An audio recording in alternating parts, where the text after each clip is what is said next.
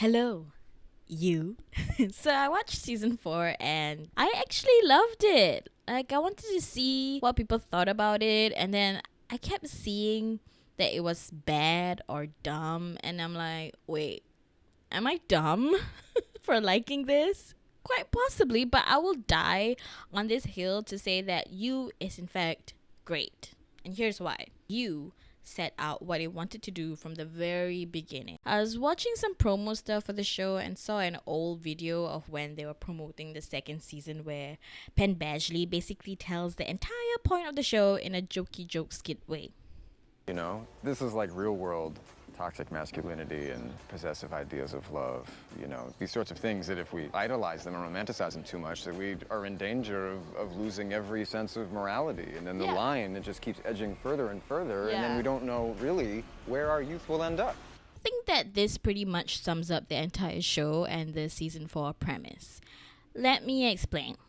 So, let's go through the quote, shall we? First, this is like real world toxic masculinity and possessive ideas of love. So, the formula of the anti hero is not new, and I think the closest example of Joe Goldberg would be Dexter Morgan. Even though they're completely different, both have a skewed sense of morality and are serial killers. The difference being that Dexter is aware of his dark passenger and he sticks by this moral code of only killing other killers because of the guidance of his father. So, Dexter is seemingly more self aware, and in large part to his relatively healthy upbringing, which allows him to exercise his need in the most moral way possible. Joe is the antithesis of that. He's completely not self aware, with a very troubled upbringing, growing up in an abusive home and abandoned only to be guided by someone who is also abusive to him in a different way. And this upbringing also influences how he deals with his conflict, which is locking people up in this glass box, and also the need to protect those who are younger and weaker in his eyes, people he needs to protect, like how he protected his mom by killing his father. And his dark passenger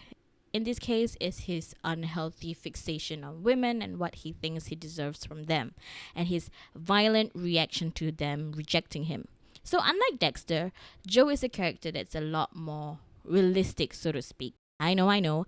He gets away with way too many things, and there needs to be a suspension of disbelief. But newsflash, it's a show. And is it really that unrealistic for a white guy to get away with murder?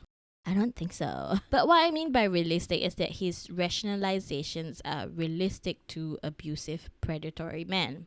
That in real life, we're not really worrying about the day that we meet a Dexter Morgan, but we are more likely to meet a Joe Goldberg. So yeah, blah blah, we get it. Joe is an awful human being and we want to see him fall. And season 4 is setting up that fall, I feel like, because what he has been doing for the past 4 seasons is the rest of Penn Badgley's quote. These sorts of things, that if we idolize them or romanticize them too much, that we are in danger of losing every sense of morality, and the line just keeps edging further and further, and then we don't know really where our youth will end up.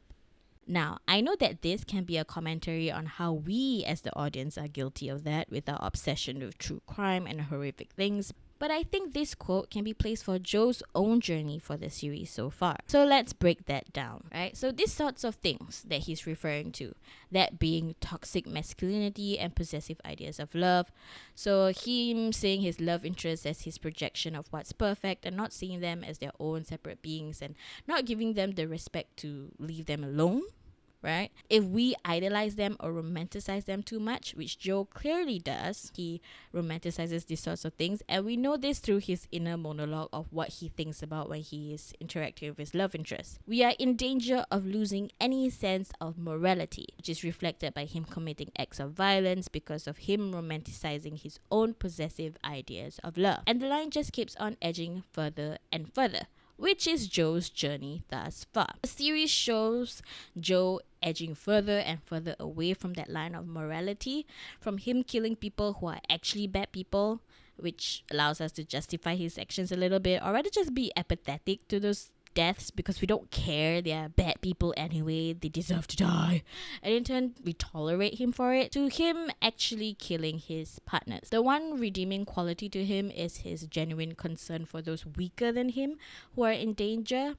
He usually does things in his mind to protect his love interest, but it's mostly selfish because he usually does things like killing people, but in his mind is to protect his love interest. But it's mostly selfish, really, because he's doing it all out of this deluded sense of, I'm saving you, I'm your white knight. But with people like Paco, Ellie, and his own son, he does not do it to influence how they would see him and manipulate their relationship to him. He does it out of genuine care and not expecting them to stay in his life. In fact, all of them are sent away and he lets them go.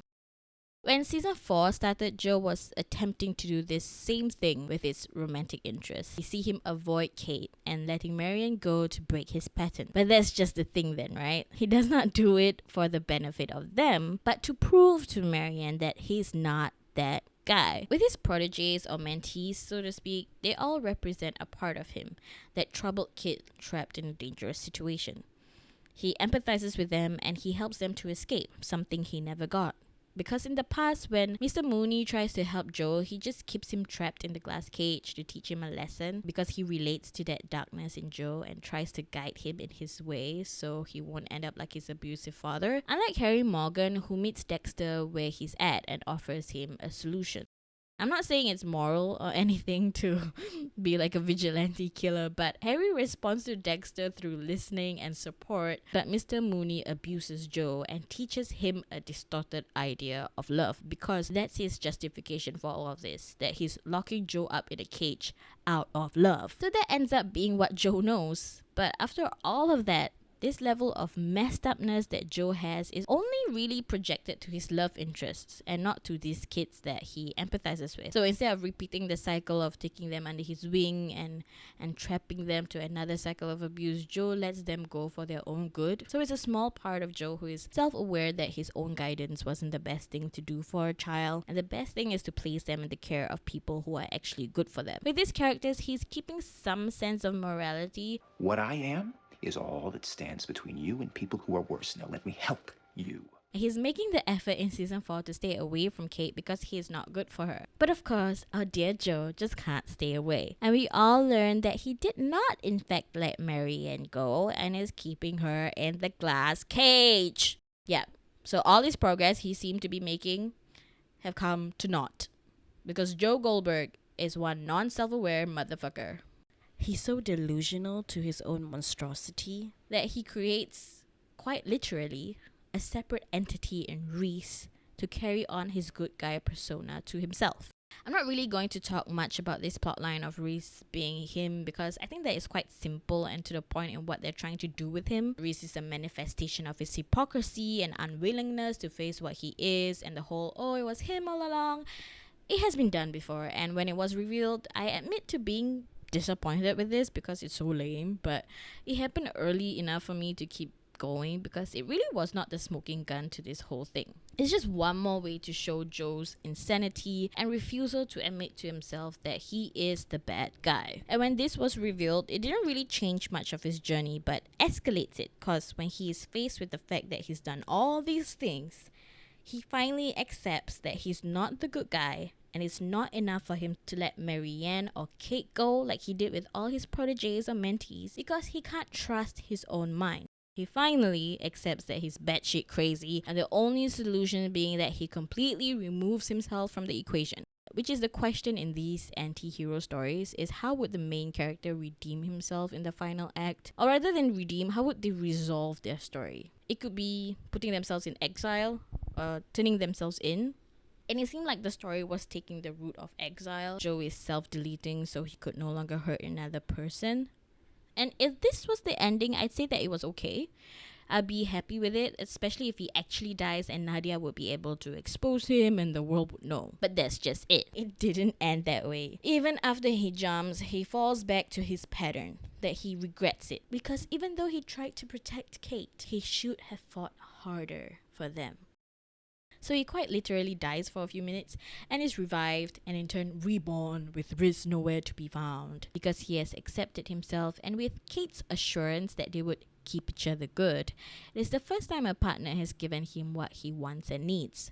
Someone who sees his darkness and still sees the good in him. Because it's not enough that Kate is seemingly his equal in terms of the fact that she did bad things in the past, because so did Love and he was repelled by that. And I think with Love, it was more of a situation like, you're just as bad as me. But with Kate, It's this idealized PR mumbo jumbo of keeping each other good whilst we do underhanded and potential criminal things for the greater good, because our sense of self-preservation is so high that we need to believe that it is for the greater good, because the alternative version would be removing ourselves from the equation and actually atoning for our actions, which Joe took but regretted.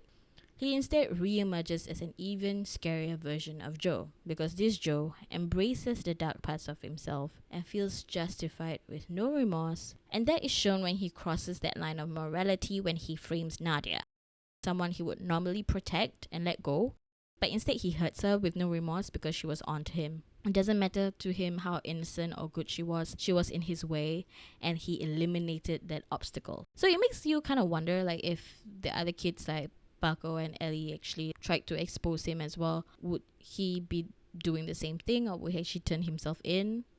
It just makes you think a bit, But going back to the quote, these sorts of things, that if we idolize them or romanticize them too much, that we are in danger of losing every sense of morality, and the line just keeps edging further and further, and then we don't know really where our youth will end up.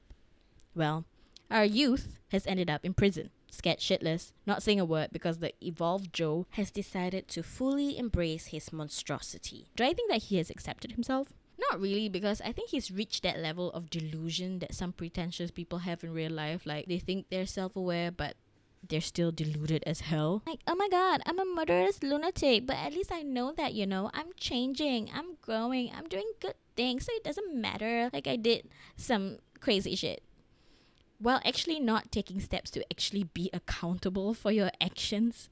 And that's what I loved about this season. They pushed Joe so far that he has succumbed to his villainy, which I think is quite accurate to what people in real life who have massive amounts of privilege and resources do. And with those real life villains, you don't want them to just jump off a bridge. No, you want them to be exposed for the awful person they are and suffer the consequences. All the arenas that Joe was sort of barred from, which made him, which gave him the ability to justify all of his sort of his hatred, frankly. Like, oh, I'm not allowed into this space. I'm not allowed into this space. Basically, all of those barriers are going to fall down, I think. And so then you have a person who can no longer justify the way he was justifying his violence and his, and so then you have somebody who's forced to confront themselves in I suppose really a different way than they ever have before. Which is what I hope is what's gonna happen in the next season. So yeah, I'm looking forward to it. I'm looking forward to see Joe get as high as he can, as what Penn Badgley said, so he loses his excuses, So what is gonna happen to that Joe Goldberg? And I'm excited for that. And I hope you are too.